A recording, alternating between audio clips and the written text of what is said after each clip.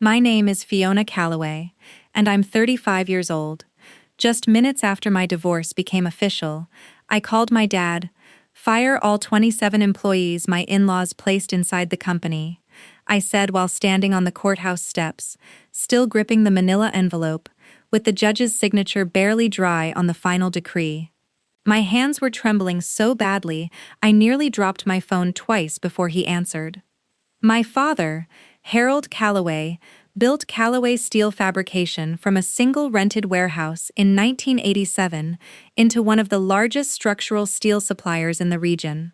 He gave me 25% ownership on my 30th birthday, telling me it was mine to develop, mine to defend. I married Reginald Voss 8 years ago, and from the very first family dinner, his mother, Delphine Voss, made it obvious she viewed my father's company not as something I had earned, but as an asset waiting to be redirected. She never stated it directly. Instead, she would say things like, "Family should take care of family, and Reginald's cousins are so gifted, it would be a shame not to bring them in." Over the years, one after another, Voss relatives and Delphine's carefully selected associates filled positions across payroll, logistics, procurement, and even our internal audit department.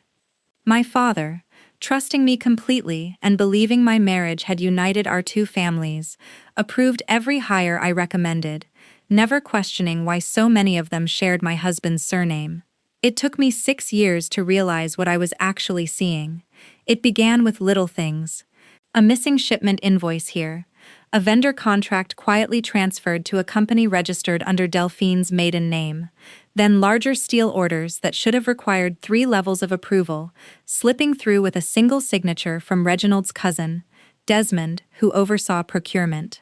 A logistics manager named Preston, another Voss relative, redirecting shipments to a secondary warehouse that, on paper, didn't officially exist within our company structure.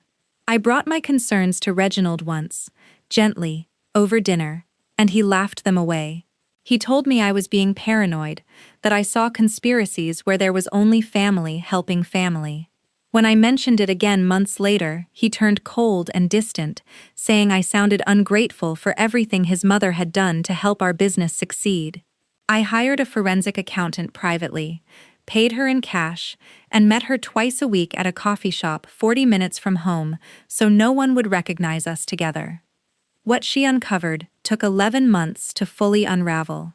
27 employees, all connected through blood or marriage, to Delphine Voss, embedded throughout every critical department of my father's company.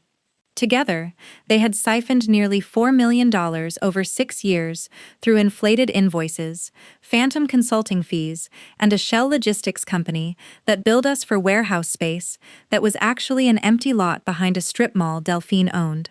I didn't confront Reginald with the figures.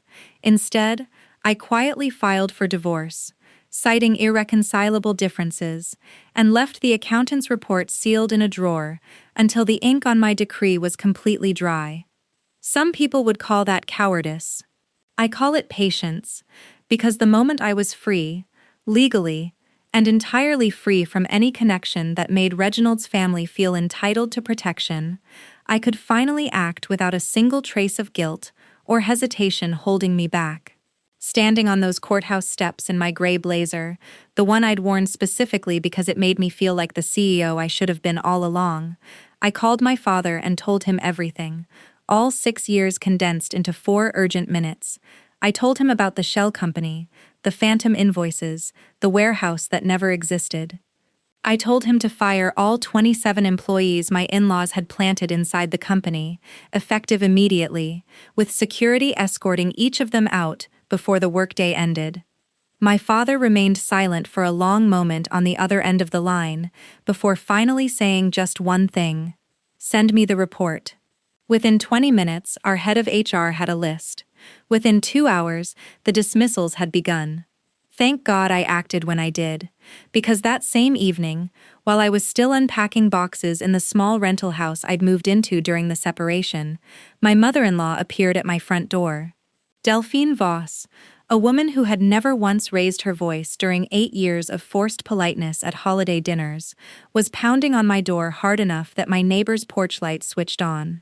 When I opened it, she was already shouting before I could speak. Her face was crimson, her voice breaking with a fury I'd never witnessed before, demanding that I reverse every single termination immediately, or she swore before God and my new neighbors that I would regret ever being born into a family bold enough to touch what she believed rightfully belonged to her. I stood in my doorway beneath the fading evening light, watching Delphine Voss tremble with a rage I had spent 8 years carefully avoiding, and for the first time in our entire relationship, I felt absolutely nothing except calm. "You need to leave my property," I told her, my voice steadier than I expected.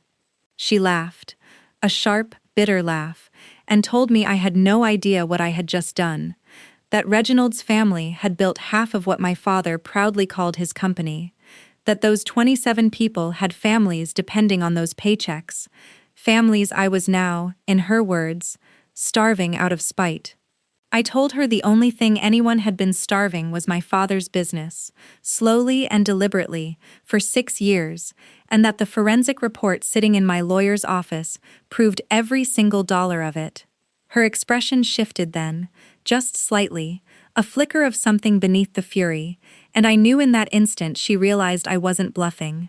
She changed tactics after that, softening her voice the way she always did whenever shouting failed, telling me Reginald still loved me, that all of this could be undone if I would simply reconsider the divorce, reinstate the employees, and let bygones be bygones for the sake of the family. I almost had to admire the audacity of it, the way she shifted from threats to fake warmth in less than 30 seconds.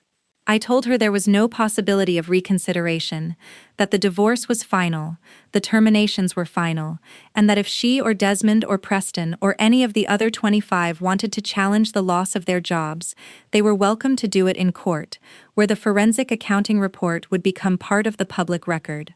That was the instant she stopped shouting and began threatening lawsuits instead, insisting she had powerful connections, insisting this wasn't finished. I simply shut the door. The following weeks proved more difficult than I had expected, not because I questioned my decision, but because untangling 6 years of deeply rooted corruption meant rebuilding entire departments almost from the ground up. My father brought in a steady, sharp-eyed operations manager named Thaddeus Cray to oversee procurement and logistics while we carefully screened new hires. Within a month, the shipment delays that had plagued us for years simply disappeared. Vendor costs, once mysteriously inflated, dropped by nearly 18% almost overnight.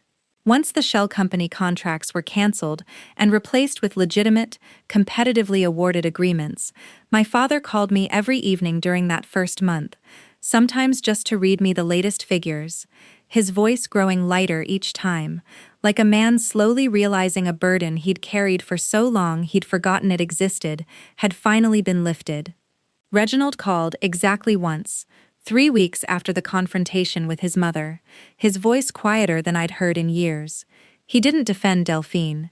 He didn't defend the 27 names on that list. He simply asked how I was doing. And for a brief moment, the version of him I had married broke through the version his mother had spent a decade creating. I told him I was doing better than I had in years, and I truly meant it. He never called again after that. The lawsuit Delphine had promised never came.